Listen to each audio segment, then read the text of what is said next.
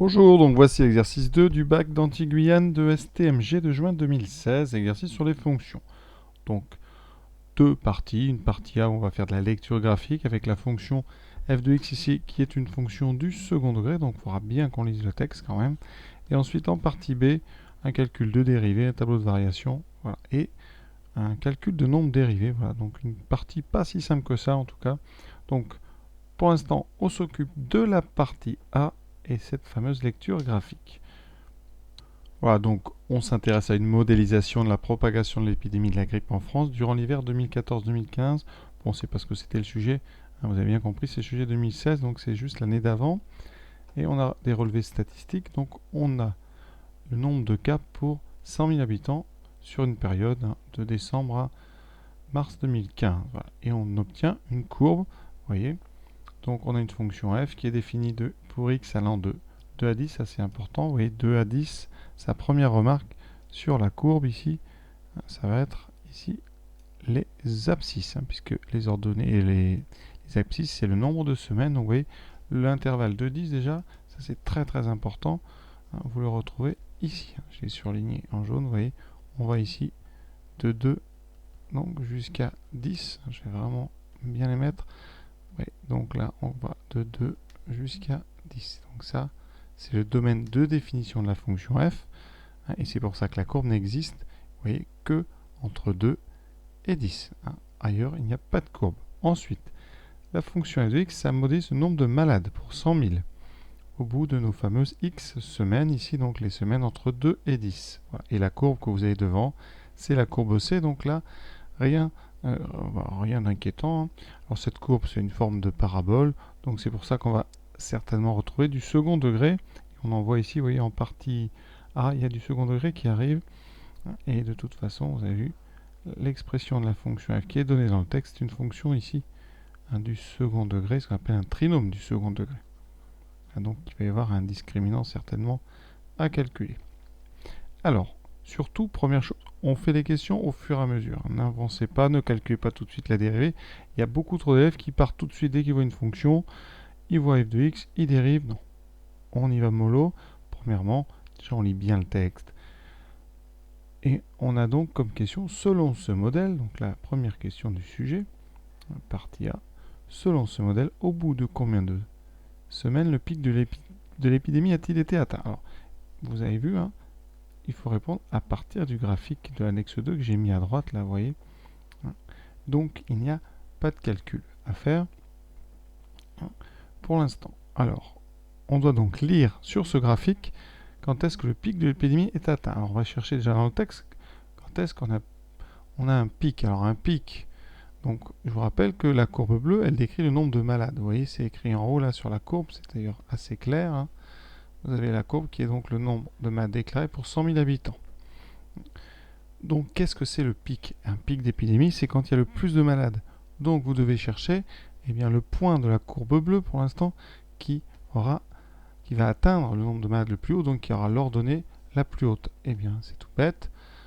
Vous avez donc à trouver le sommet de cette courbe. Le sommet, vous voyez, il semble être ici. Donc ça, point très important, c'est donc le pic de l'épidémie. Et donc, combien de semaines ça correspond ce pic? Eh bien, pour ça, il faut aller lire l'abscisse de ce sommet. Ça tombe bien, c'est sur une droite.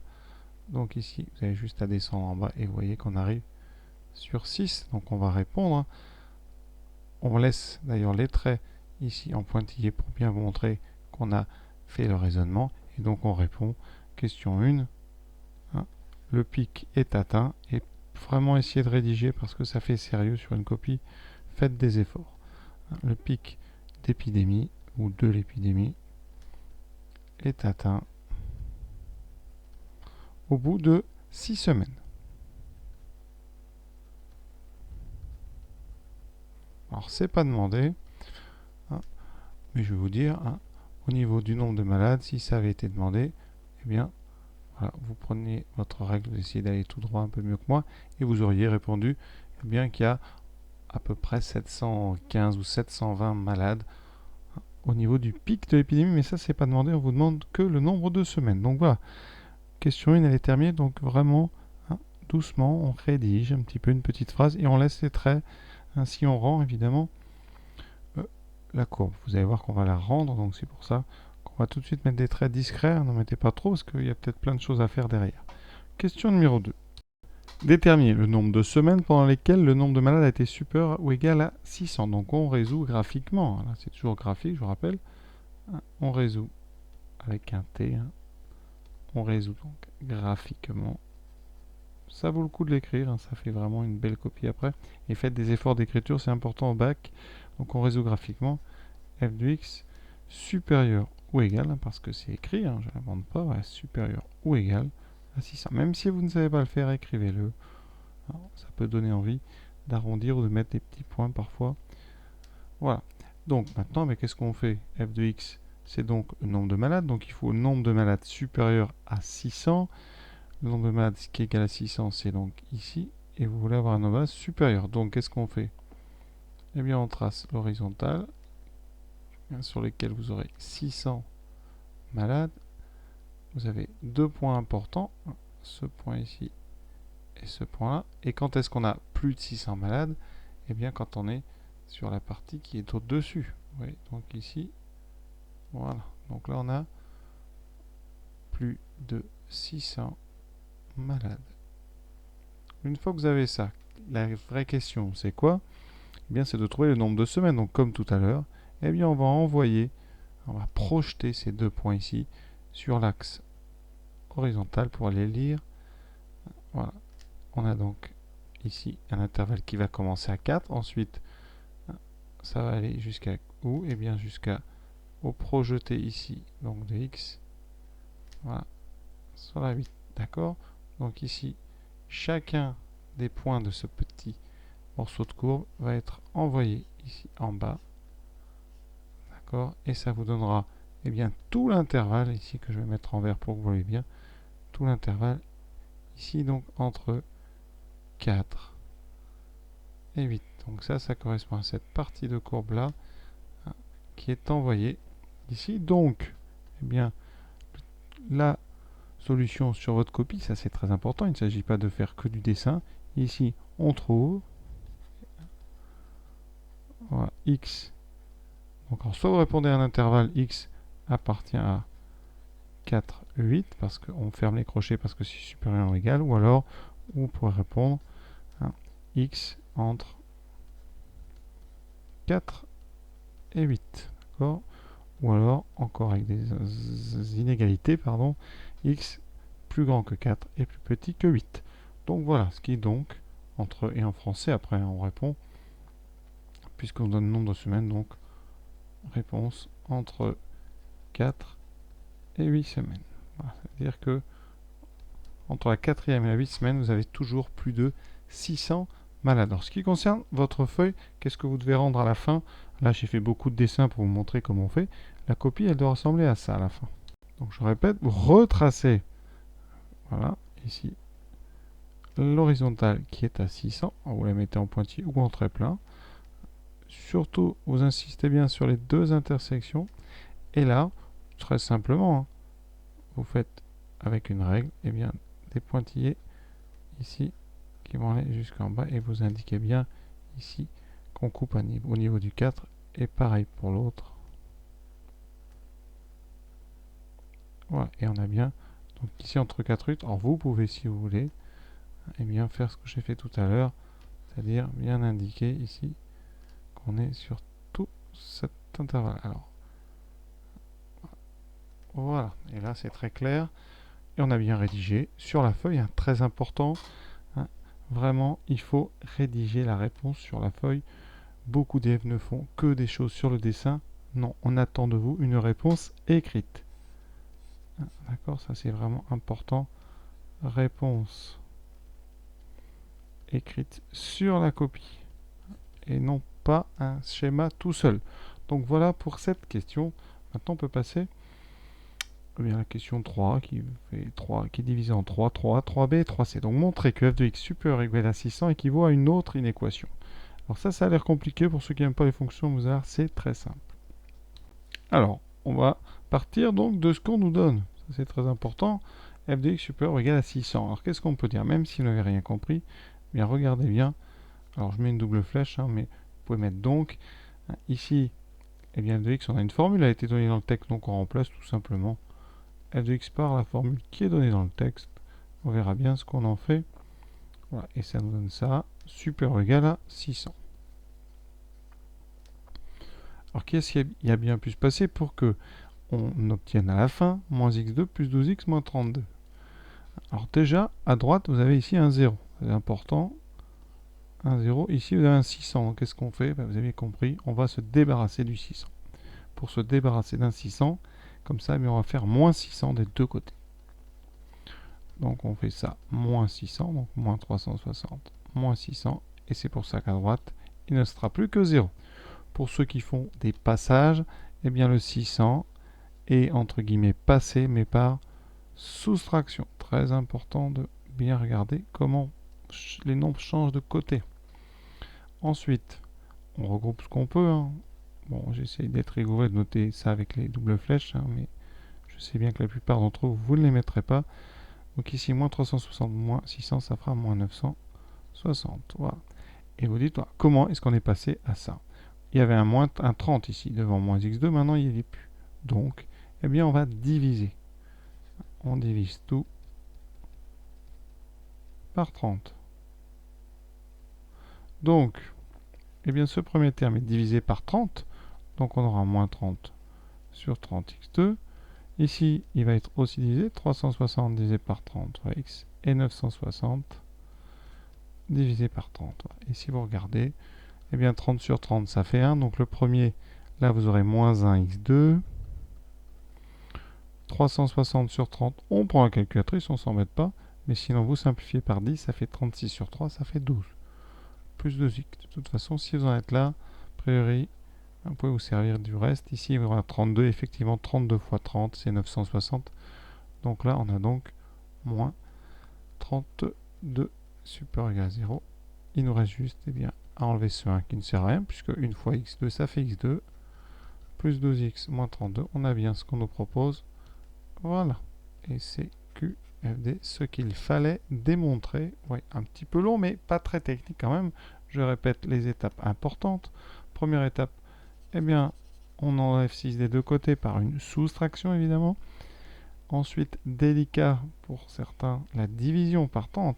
Là, on a fait une division par 30. C'est-à-dire qu'ici, on a tout divisé par 30.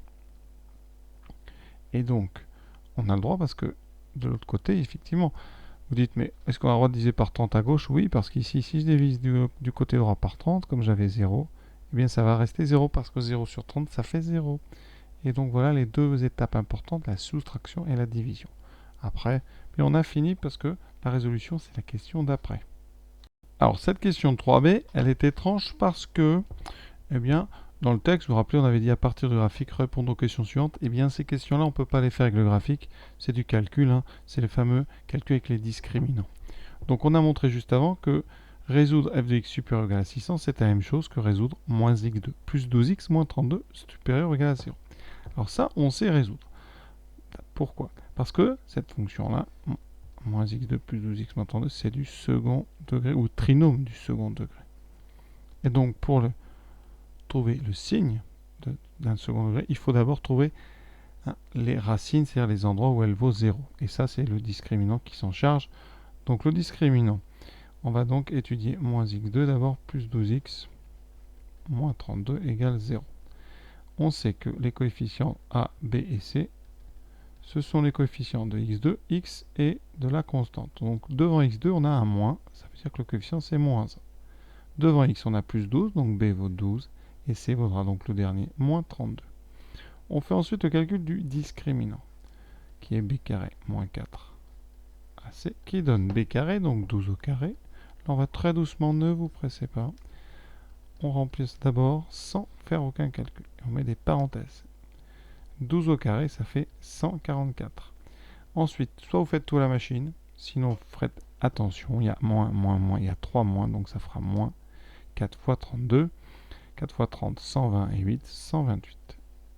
144 moins 128, il reste 16. Donc vous avez deux solutions à l'équation égale à 0. Et donc, cette solution, c'est x1 égale, alors il faut connaître ces formules, c'est pareil, moins b moins racine de delta sur 2a. Ça donne donc moins 12 moins racine de 16, donc moins 4 sur 2a. Alors a c'est moins 1, attention, ça fera moins 2. On a moins 16 sur 2, moins 16 pardon, sur moins 2. Et donc calculatrice, ça fait 16 sur 2, ça fait 8. x2, ça fera moins b plus racine de delta sur 2a. Et donc vous voyez, qu'est-ce que ça va faire? Moins 12 plus 4 sur moins 2, ça fait moins 8. Donc 12 moins 4, moins 8 sur moins 2, ça donne donc 4. Voilà. Ensuite, eh bien, on applique son cours pour trouver le signe. Donc, on vient de montrer quoi? Eh bien, que x2 à moins x2 plus 12x moins 32, on vient de montrer que ça s'annule en 2, en 4, pardon, s'annule en 4 et 8. Donc, si ça s'annule en 4 et 8, alors c'est de quel signe? Vous savez que ça, il y a un coefficient ici qui est négatif dans x2. Donc si vous tracez la courbe, c'est une parabole. Elle coupera l'axe en 4 et 8. Donc vous voyez le signe. Eh bien ça sera moins plus moins. Donc elle est du signe de a. Du signe de a égale moins 1 à l'extérieur des racines. C'est-à-dire à l'extérieur de 4 et 8. Donc quand vous faites le tableau, vous allez avoir à mettre 4, 8. On est sur l'intervalle de 10. Voilà. Tout ça, c'est évidemment loin d'être évident, j'en conviens. Donc moins x2 plus 12x moins 32, ça s'annule donc entre 4 et 8. Et vu la forme de la parabole, c'est moins plus moins négatif à l'extérieur. Voilà. Et maintenant, nous, qu'est-ce qu'on veut? Eh bien, on veut résoudre supérieur ou égal à 0, donc eh bien, s égale, quand est-ce que c'est supérieur ou égal? C'est l'intervalle qui va de 4 à 8. Comparé avec les résultats de la question 2, eh bien, pas grand-chose à comparer puisque ce sont les mêmes. Donc vous le dites, on retrouve exactement, là c'est exactement les résultats de la question 2. Et pour preuve, j'avais laissé le schéma. On a bien ici l'intervalle qui va de 4 à 8. Donc voilà, je répète encore, il faut absolument bien, que vous rédigiez un petit peu. Alors pour ceux qui ne savent pas faire ce genre de delta et b carrément 4ac, vous pouvez essayer avec la machine, évidemment, ça peut vous sortir de là. Avec une calculatrice, ça donne ceci. Donc vous allez avec une Casio dans le menu, il y a un menu qui s'appelle le menu équation, voilà, vous validez. Vous avez équation, donc polynôme, vous appuyez sur F2 et de degré 2. Vous n'avez qu'à mettre a égale moins 1. Évidemment, il faut savoir trouver a. Savoir trouver b égale 12 et savoir trouver c égale moins 32. Mais une fois que vous avez fait ça, regardez, la calculatrice vous dit 8 et 4. Vous voyez? Donc, vous pouvez retrouver ce 4 et ce 8 tout seul à la machine. Voilà, dernière chose, pour ceux qui ont ce modèle ici de la Texas, il n'y a pas de menu qui fait les équations du second degré. Donc, vous pouvez soit taper un programme, soit rentrer dans le menu graphique votre fonction moins x2 plus 12x moins 32. Vous validez. Vous pouvez aller faire une courbe et regarder où est-ce que ça vous est. Ça s'annule ici en 4 et en 8. Alors, en général, ça tombe assez juste le jour du bac. Donc voilà ce que je pouvais donc vous dire sur cette partie A donc du bac Antilles Guyane juin 2016. On fera la partie B évidemment un peu plus tard. À bientôt.